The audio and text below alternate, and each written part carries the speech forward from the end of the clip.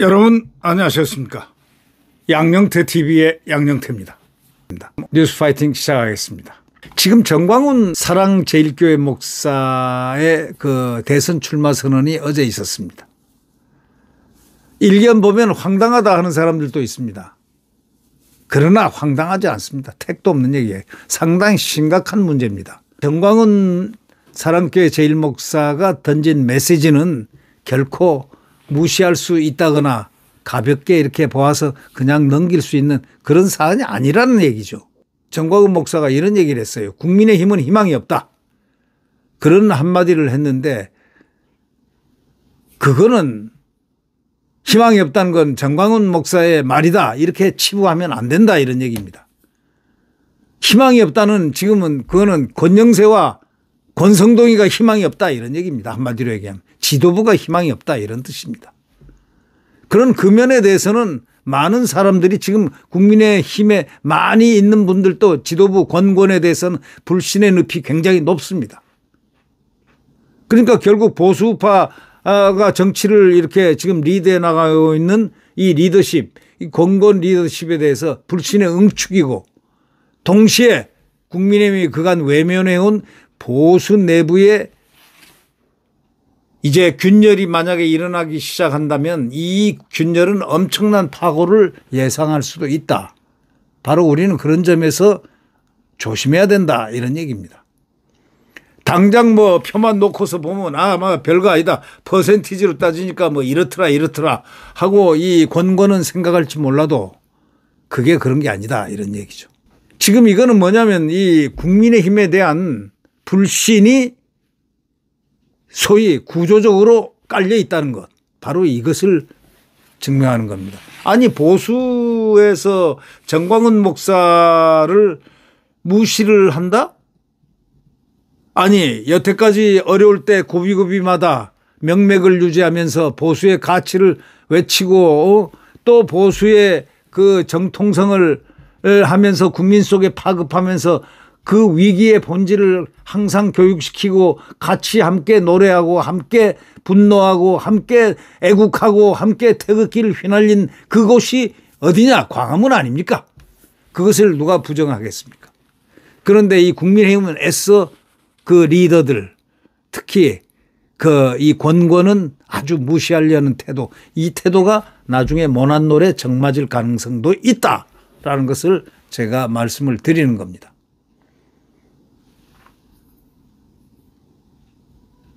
보수 진영이 지금 재편돼야 된다는 바로 이런 그 근본적인 대명제를 잊어서는 안 된다 이런 얘기입니다. 바로 보수 진영의 대개편을 예고하는 예고편이 바로 정광훈 목사와 같은 이런 소위 보수의 끈을 놓지 않고 보수의 끈을 계속 연속하면서 보수의 가치를 외쳤던 아스팔트에서 외쳤던 그들의 가치가 있다. 그들의 가치가 대단하다라는 사실을 인지하지 않는 무시하는 그런 상태에서는 절대 권권은 정치적으로 패망할 수밖에 없다. 이렇게 생각한다. 이런 얘기입니다. 빅텐트라는 게 말이죠. 단순히 사람만 끌어모아 가지고 사람 중심 정치를 하는 게 아닙니다. 빅텐트는 그래 가지고는요. 말짱 빅텐트가 아니고 스몰 텐트가 됩니다. 제일 중요한 건요. 이 보수라든가 이런 걸 떠나서 뭐 예를 들면 이념과 정서적인 부분 또 지역적인 부분 또 세대적인 부분 시대적인 부분 이런 걸 모두 다 포괄할 수 있는 정치적 구조가 뭐냐. 그게 진짜로 그런 정치적 구조가 지금 우리에게 필요한 빅텐트입니다. 뭐 사람만 몇 사람 모아가지고 이 빅텐트다 웃기는 소리 하지 마십시오. 권권은 이 리더십 자체에 대해서 본질에 가깝지 못한 사람들입니다. 어떻게 적당히 소위 적당히 리더들이 된 분들 아닙니까? 당원들이 얼마나 비판을 해도 나가지 않고 있다. 뭐 비대위원장은 6개월 넘으면 안 되는 거고 통상적으로 이제 뭐 권영세도 나갈 때 됐고 권성동이도 바뀔 때가 됐고 할 테니까. 그러나 그렇기 때문에 더 잘해야 된다 이런 얘기인데 이 구조 자체를 갖다가 이해를 잘 못하는 것 같아요.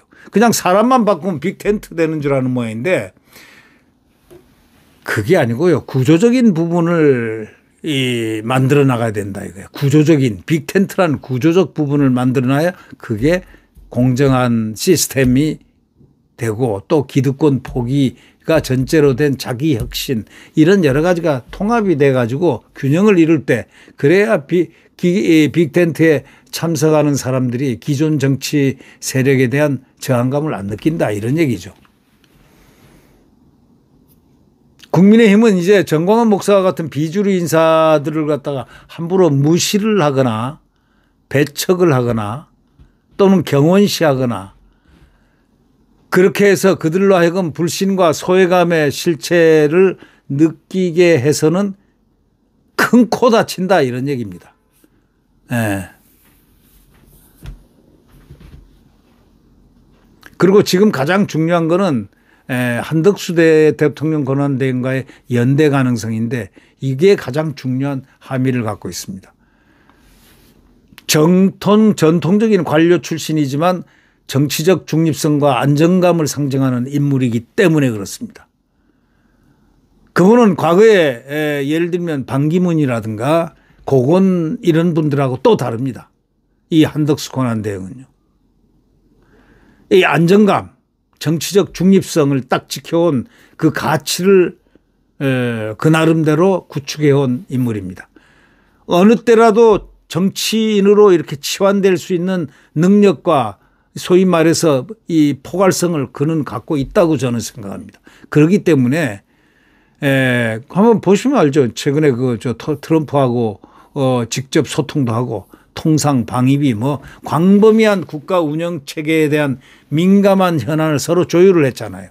그러니까 그게 존재감이라는 거는 우연히 나타나는 게 아니고 그것은 준비된 자에게 나타난 것. 다시 말하자면 한덕수는 준비되어 있는 사람이기도 하다 이런 얘기죠. 예. 그러니까 국민의힘이 그를 외연 확장의 한 축으로 생각을 할 필요도 있고 그럴 가능성을 지금 그는 엿보이고 있습니다. 그러니까 이 한덕수 권한대행 같은 분은요 중도 실용 노선 막 그렇게 보면 되고 또 재편성된 보수의 중요한 축이 될 수 있습니다. 다시 말하자면 이 권영세나 권성동과 유가 다르다. 정치적 소위 그 지향이 다르고 이 가치 지향이 다르다.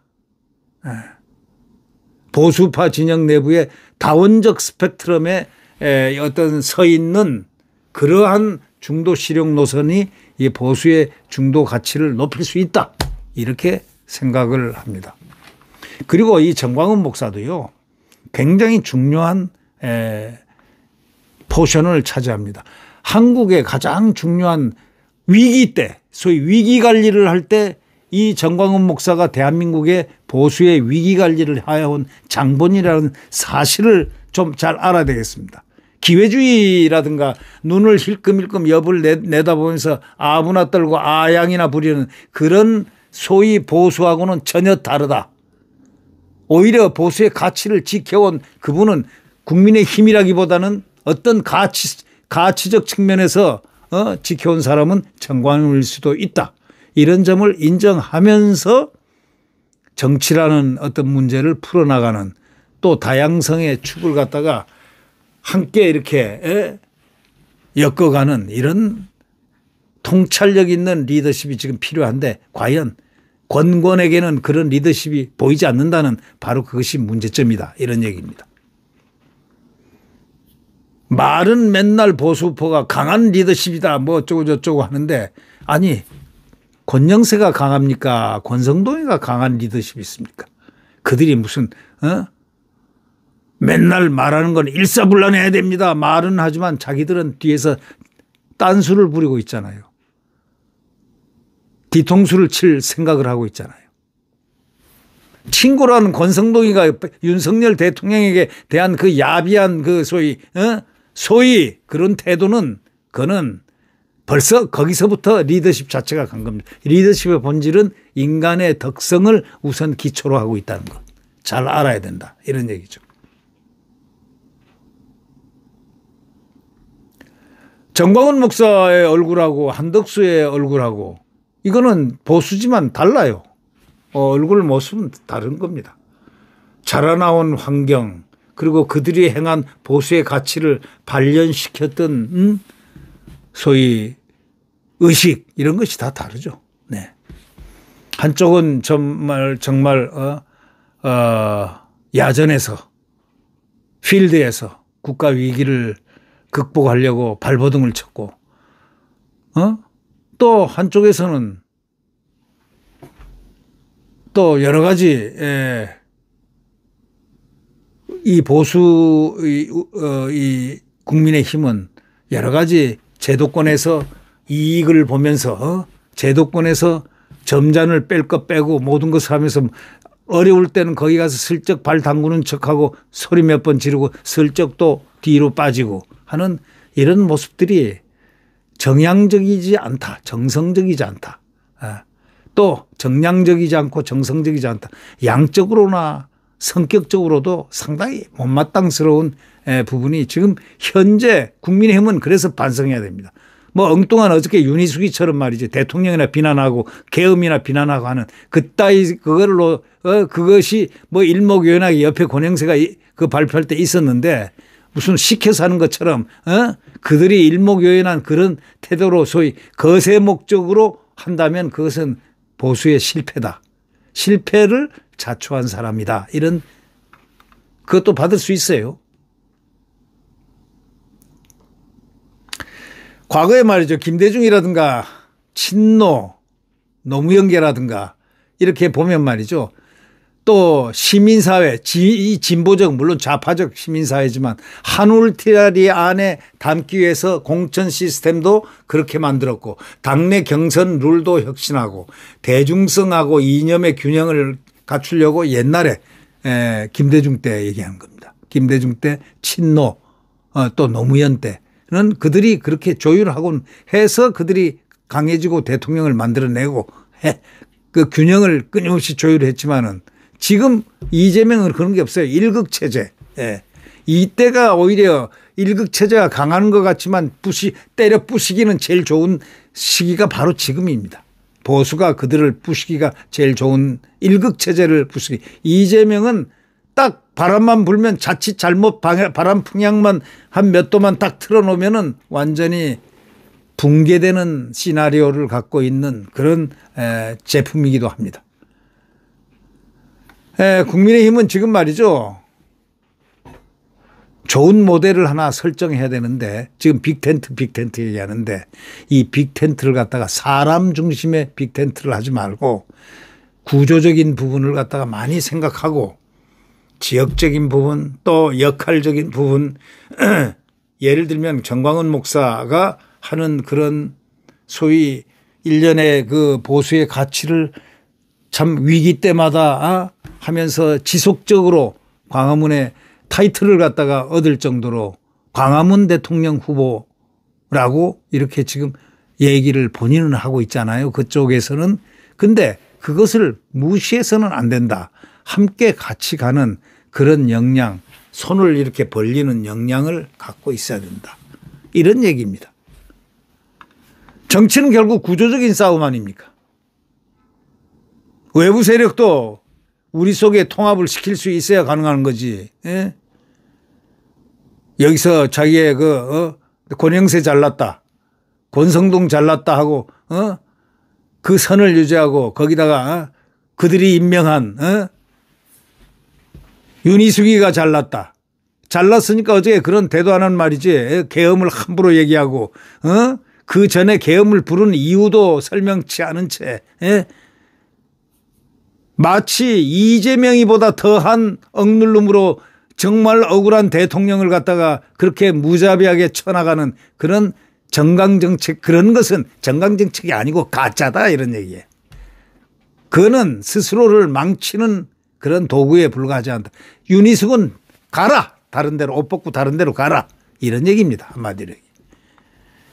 지금 계엄을 부르는 이유가 뭐냐. 그걸 갖다 자꾸 감춰버리려고 그러는데 계엄을 부르는 이유는 탄핵 폭난, 소위 대통령 인사권에 대한 완전한 침탈. 되는 대로 인사하면 잘라내버리는 것. 두 번째, 예산 폭난. 집행을 못하게 만드는 상권 분립 시스템을 이미 붕괴시켜버린 것. 그다음에 입법 폭난. 계속 이것을로서 일 못하게 특검이다 뭐다 하고 법을 만들고 말도 안 되는 법을 막 만들어내는 걸 보면서 그걸 본 자가 윤희숙이는 그 눈이 없어서 못 봤습니까? 좌파 노릇한다고 좌파의 우판에서 좌파적 움직임을 보면서 뭐 히트나 좀 쳐볼까 하고 연구한다고 어저께 그따위 소리를 갖다 정강전책 하는데 발표하는 거 보고 말이죠. 저는 이런 생각했습니다. 한심한 자들이라고. 그런 자들이 지금 국민의힘에 지금 리더십을 점유하고 있으니 큰일 날 짓을 했다. 이렇게 생각합니다. 윤석열 대통령이 뭐가 그렇게 잘못했길래 윤희숙의 입질의 대상이 돼야 됩니까? 그게 정강정책에 나와야 됩니까? 그런 하급 수준 가지고는 어림도 없다. 이런 얘기입니다. 그런 자들이 지금 여기 리더십의 구성을 싸고 있으면서 무엇에 빅텐트를 만들어낼 것이냐. 그래가지고 만약에 정말 속된 말로 오기 따라 삼천리 해서 분노한 보수 국민들이 다시 비집고 나가면 어떻게 할 거냐. 그래서 함부로 무시하거나 해서는 안 된다. 저는 그렇게 생각합니다. 국민이 이미 중심이 되는 보수파 진영이 되려면 진정으로 보수파 중심이 되려면 스스로 자기 자신을 버리는 그런 리더십을 지녀야 된다 이거야. 권영세, 권성동은 벌써 나갔어야 되는 거예요. 윤희숙은 저런 건 무슨 여의도 연구원장 자격 자체가 자질이 없는 자예요. 붕당을 만들고 편을 들고 그건 뭐예요? 어저께 하는 얘기가.